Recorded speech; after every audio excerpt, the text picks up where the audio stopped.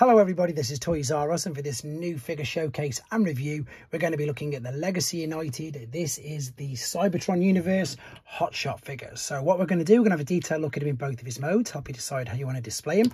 We're going to have a look at the accessories that come with him and how you can use them again in both modes. We'll bring in some of the other Cyberverse Universe toys that have been released in the Legacy toy line. I'm lucky enough to still have an original one that's sealed, so we can do a couple of comparisons with that.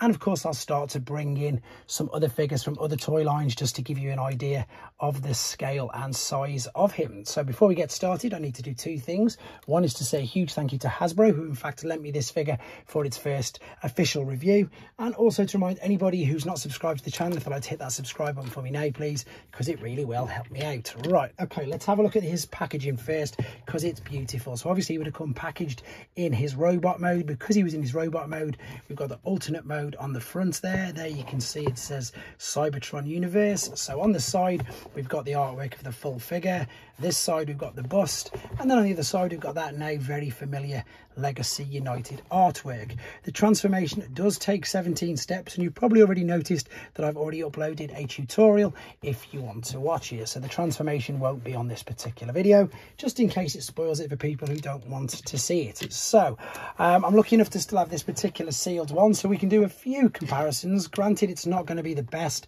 but at least we've got the actual figure there. You can see it's a brilliant homage to. I mean, look at it. There's not much differences at all, apart from the original is slightly bigger.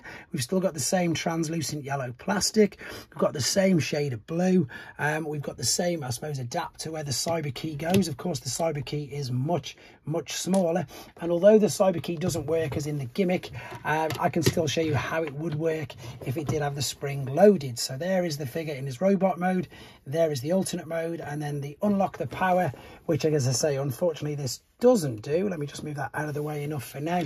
You can pop the cyber key in, but you don't need it, whereas obviously with the older toys you had to, if you didn't have it, you had to get some tweezers to push in. But then this is what fires out these spoiler parts on the side, which again I suppose just makes it look great. Now you can, I suppose, if you want to, I wonder if you can spin the head around in there, because that is a complete visible head. You could probably turn it around.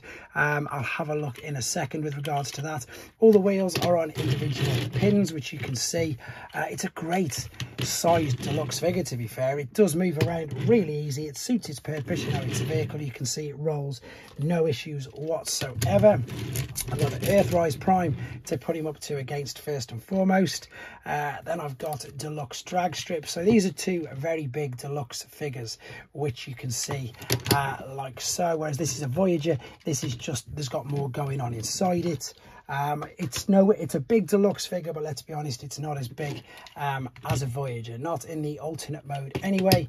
It does look great though, and as I said, it is a big deluxe figure, especially if we were to compare him next to the Jurassic Park Jeep. The other good thing as well is, of course, because it's got these 5mm ports, you can attach this blaster on, I suppose, like it's supposed to, like it is in all the pictures in the instructions. It should be. It is indeed. It is blast effect, as we'd expect, compatible, which is great. But you can also attach other weapons to the side. So I suppose any ones with 5mm ports. That's a really old one from Landcross. That's one of the new ones from the 86 Springer. And again, you can then put more blast effects onto all of these if you wanted to, and you could just play around with it exactly, of course, what the main purpose of the toy is in fact intended for. But there you go, guys. Not much more to say about this particular mode. We're going to come back and he's going to be in his robot mode.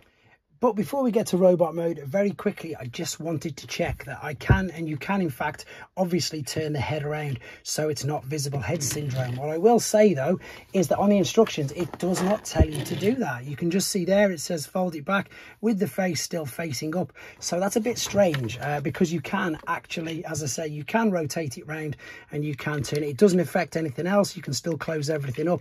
So there you go, guys. That's something that you can do yourself. I suppose most of you will want to actually, because there's nothing worse than being able to see the head like when it's got such translucent windows. But now that's checked, we are definitely going to come back. He's going to be in his robot mode. Okay, then back for the final time with him in his robot mode, and straight away I just got to say I really think this colour scheme just works. I know granted it's nothing new, it's, you know, very much like the original, but it's one of them colour schemes that I think looks fantastic. What I have found that's interesting when you're transforming it, and it does look like it's for a purpose, these come off with, I suppose, you know, you need to pull them off. What I was going to say is though, you don't have to apply too much force. They do, I suppose, sort of spin around. I mean, if you wanted to, you could take them off. They're not, you know, you're not damaging it in any way, shape or form. But then, to be honest, he looks, no, doesn't look good at all. Looks like he skipped arm day and he needs to be filled out. So yeah, so I don't know why they come off. I think that's what I'm trying to say. They're not screwed on, and you know, it doesn't need to move. This forearm part doesn't really need to move as part of the transformation process is for. So I don't exactly know why they come off. Maybe something will come out in the future, who knows. With regards again to the back, the translucent looks amazing. We can take the cyber key, we can pop it in exactly the same port like so, and then of course manually, unfortunately, you will have to bring these up, which again, it just adds that little bit more of a look to him, which I think again is really good. I love the fact we've got a translucent weapon as well. That looks great. In fact, before we have a look at that, let's look at the articulation on him. So the head will spin all the way around. It will look up and down, and obviously, as I said, you can position it, turn it that way when you transform it, because then you will cover the head.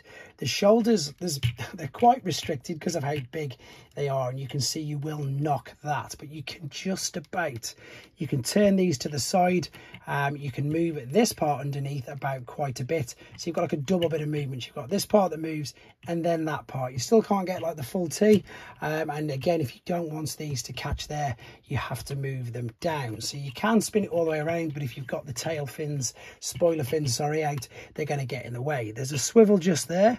The bicep is really low down, so that's pretty much got to be a shoulder swivel. The wrist itself, does that swivel? It does, but again, it's quite restricted by that part there. You do have a full 360 spin around, even with all this kibble on the back, but it doesn't get in the way whatsoever. The legs are going to kick all the way up, way past the point of 90 degrees, faulty towers.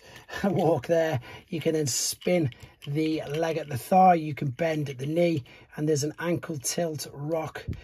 Yeah, loads of things. Really articulate for this sort of sized figure. So let's attach this part to it. I'm just looking, to be fair, there's some 5mm ports there. You can do an over the shoulder cannon if you wanted to with that. You could also obviously attach it to the side of the doors, and again with this it gives you loads more playability, because you can then put other guns and other weapons and accessories in his hands. I love it when you can do that, because as I say, the child in me looks at it and thinks, yes, I know it's a toy, so what else can we do with it? So I'm going to pop that there. There's also, of course, ports on the bottom of his shins. Right, I've got quite a few figures to do a few comparisons with, to be honest. Right, I need to put his toes down and get him to stand up. There we go. That made it look worse than what it is. As you can see, it was all down to me. Very quickly, although he's only in his alternate mode, I said if we look at the packaging, we can see exactly there what the robot mode was going to be like, or is like. So that it's a brilliant resemblance. They've done a great job of that. Let me move this out of the way. Let me bring in some hot shot figures that we've had already released in the last few years. So there's a couple of different ones. I'm going to put that there. Have I got enough space to move him all the way over like so? Just about. So already he's quite a popular character, and he's one that, in all honesty, I wasn't too familiar with. I've done, as I say, a review on one of the other Cybertron molds of him already, but let's move these out of the way. In fact, let's keep these in, because I want to bring in some of these Cyberverse universe figures. So if I take them out of the way, we've got Override. She had to come in, obviously. We've got Vector Prime. He had to come in. And then I've got Starscream, who's going to fit on this side, and then I'm going to have to bring down one of these, because otherwise you're not going to, in fact, you probably won't see him anyway, because my review station is too small. But is he going to fit?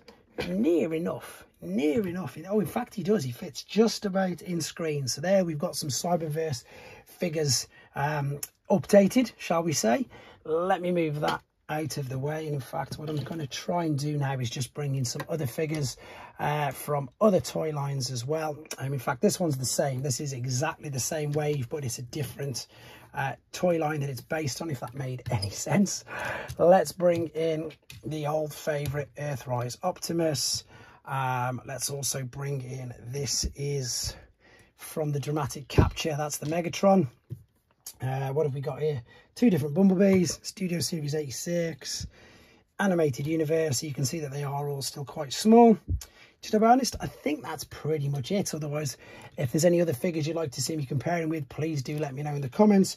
Otherwise, hopefully you've got the gist of the size of this figure. It is great. I love the fact, as I say, that it's something near, it's out of my comfort zone. It's not really G1. And as I say, I think it does look spectacular. So there you go, guys. That is Legacy United Cybertron Universe Hotshot. Let me know what you think of him in the comments. Take care.